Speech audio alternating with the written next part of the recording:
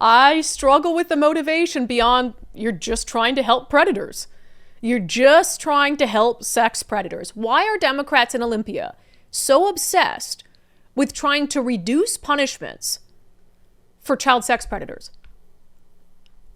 Why? I don't understand. And look, all the things, maybe you're like, oh, we've got this world-class new treatment thing or whatever it is, and we need to reevaluate. All these other things we have going on, this is their priority.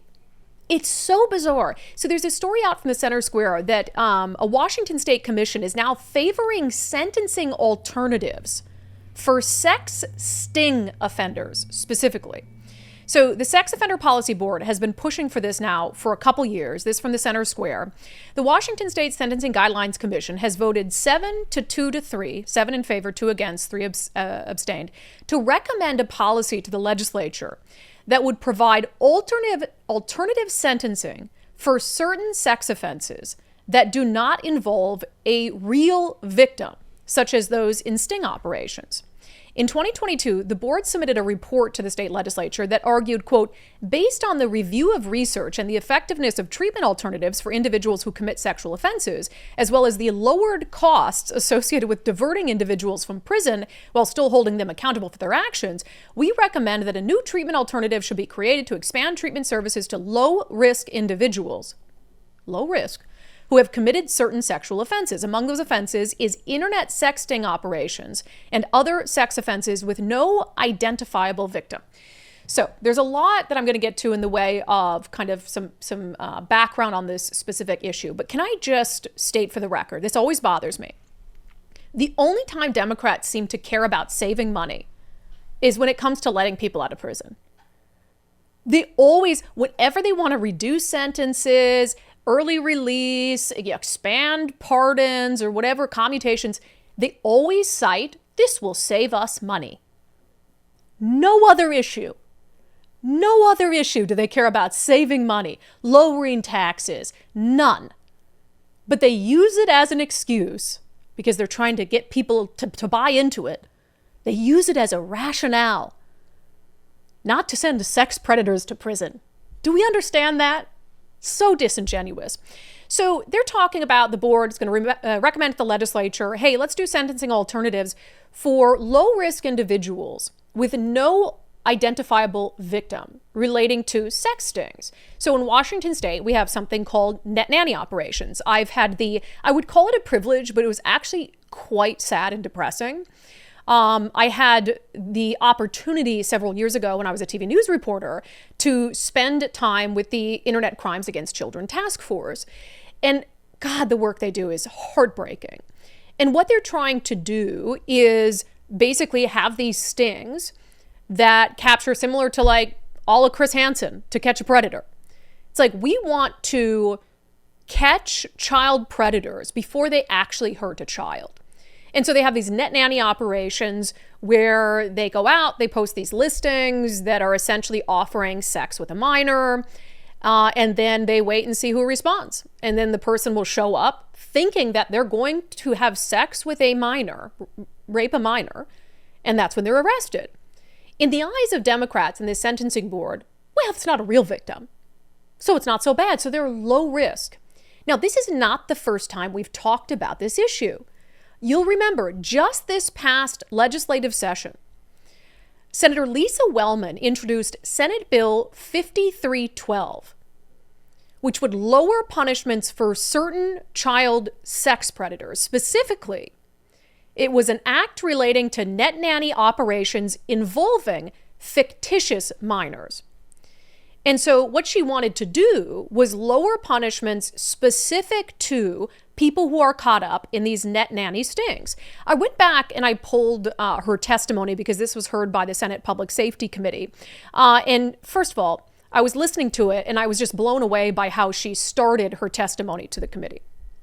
I'm here for the 1.5 million kiddos in our state from birth through 12th grade, and making sure that they have what they need to thrive, and being safe and not being available, not being caught up, not being having predators. take their childhood away from them in some horrible ways, I mean, is really what we're about today with these two bills.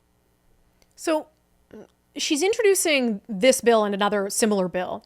And she starts her testimony by saying that she is there to look out for the safety of the 1.2 million Washington kids. Man, what a gaslighter. It's just wild. And then she goes on to tell the story of a constituent who is caught up in one of these net nanny stings after expressing interest in an ad on Craigslist. He's never talking to a child. In fact, he's not even driving the conversation.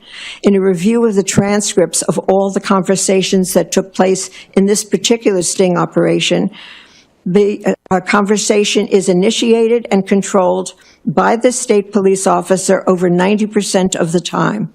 And the officer calls back repeatedly over the weekend. My constituent is not making the calls. He's called back 7 or 8 times until on Sunday he agrees to go, meet up, goes to a house and is arrested. And I guess what I'm asking in this bill is this, and it's very specific. It's not a holistic kind of whitewashing or anything. It's saying with no prior record of any wrongdoing with a child, with nothing on your computer, in your home, in your background, all have been scrutinized by the police. And if that's the case, that there's nothing that even suggests you're interested in sexual activity with a child, and now you've served your time in prison. Shouldn't there come a time when you can live a life and know for certain that that time can come? Okay, so she starts her testimony by saying, I'm here to protect kids. And then she talks about a constituent who responded to a Craigslist ad, but it was a fictitious minor situation, and his life shouldn't be ruined over it, and he shouldn't have to be on like a sex offender registry for the rest of his life. Just very strange there. But of course, if you're familiar, that story got even stranger because it turned out that Senator Wellman had a connection, a personal connection with the father of that constituent. Our friend Jason Rantz broke this story a few months ago. Democratic senator pushed softer child crime, sex crime penalties to help a friend with a predator son. So she had partnered with a constituent, the father of a convicted child sex predator, to push legislation that would dismantle the very online sting operations that put his son in prison. What she didn't publicly disclose was that the constituent appears to be her close personal friend. Text messages and emails exclusively obtained by the Jason Rantz Show reveal Wellman worked extensively with Bruce Glant, whose son, Brian Earl Glant, was convicted in April 2018 on 2 counts of attempted first-degree rape of a child. The charges stemmed from a 2016 net nanny sting. And now keep in mind, she basically says that if it's a fictitious minor, this isn't such a big deal. He was 20 at the time. According to court documents, Brian Glant believed he was meeting with a mother, offering her 6 and 11-year-old daughters and 13-year-old son for sex. According to court documents, Glant's son had responded to a Craigslist advertisement that was titled, forgive me, Family Playtime. The post said, Mommy daughter, daddy son, mommy son, you get the drift. If you know what I'm talking about, hit me up. We'll chat more about what I have to offer you. That is the kind of thing that these sickos are responding to. And he believes, whether it's a fictitious minor or not, that man believed that he was coming somewhere to meet a mom who was going to sell him her 6 and 11-year-old daughters for sex and her 13-year-old son for sex. And what did Senator Wellman say about someone like that?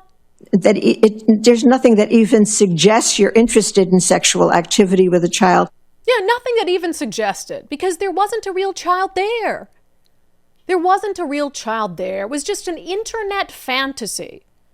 And who does she say she stands up for? I'm here for the 1.5 million kiddos in our state from birth through 12th grade.